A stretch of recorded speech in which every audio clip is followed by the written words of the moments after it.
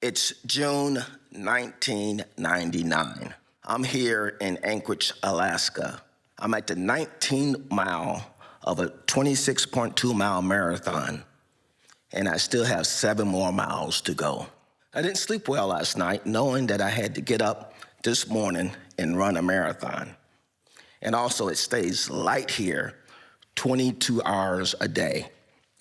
As I'm running, I'm remembering 4 years ago to January 1995. That's when I was a major in the United States Army stationed in Michigan. And that's when my days became dark, 24 hours a day. I went by the doctor's office to get the results of some medical tests that I had taken before the Christmas holidays. The doctor, he gets the test and he starts reading the results to himself. And I can see his expression change. And I feel that something is not right. He looks at me, he says, "You have leukemia. The prognosis is 3 years to live." As he's telling me this, I'm thinking about my 5-year-old daughter, Patrice. Santa Claus brought her a beautiful little pink bike for Christmas, and my wife, Cecilia, and I are teaching her how to ride the bike. It still has one training wheel on it. The doctor continues.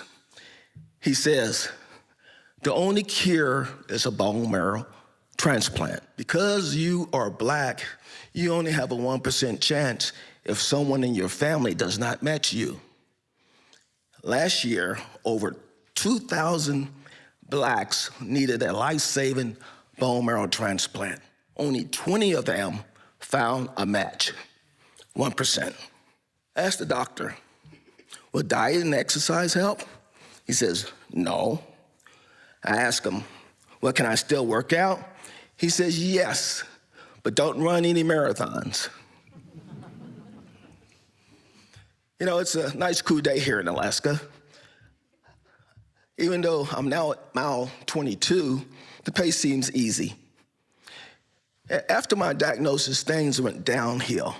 No one in my family matched, no one on the registry matched. So I contact the bone marrow donor registry, and I say, "I want to conduct a bone marrow donor drive." They said, "No one has ever found their own bone marrow donor. It's better for you to let us do that, and for you to focus on your health and getting well." Well, that response only motivates me to do bone marrow drives. So I do drives at churches, I do drives on military bases, and I do drives at malls everywhere nationwide. Friends do drives in Germany, they do drives in Hawaii, even the Pentagon. I have 350 coworkers who stick out their arms and they donate a sample. My daughter, at our 10th drive, she looks up at me and she says, "Daddy, I can't see why we can't find a bone marrow donor for you. All the blood looks the same to me."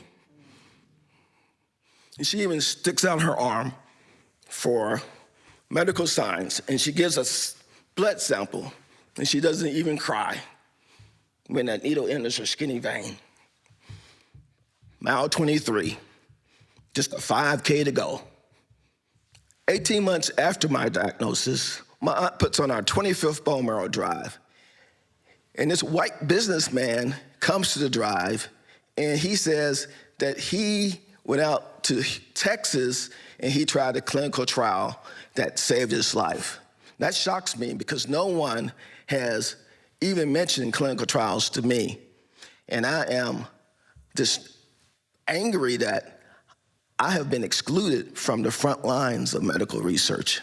I call his doctor and I fly all the way out to Texas. That doctor looks at my record and says, "We still have time.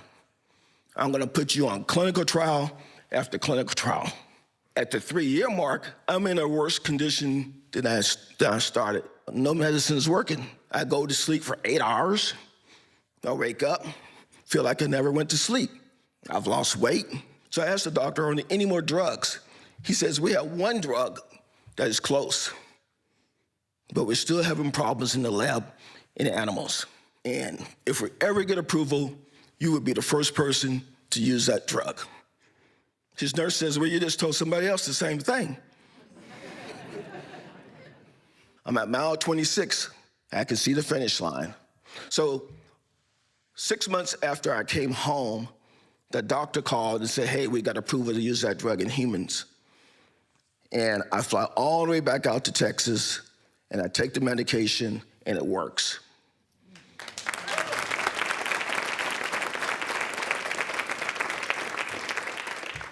And now, 10 months after taking that first dose, I'm here in Alaska, running a 26.2 mile marathon.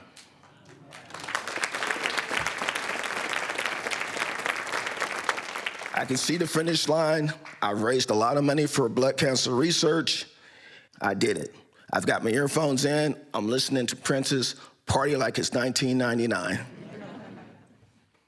I ran that marathon 4 years after being diagnosed with terminal leukemia. Now, I stand here 28 years later after a terminal leukemia diagnosis. And I just want to say, running a marathon is a lot like life. You have to keep believing, you have to keep moving, and you have to keep hoping.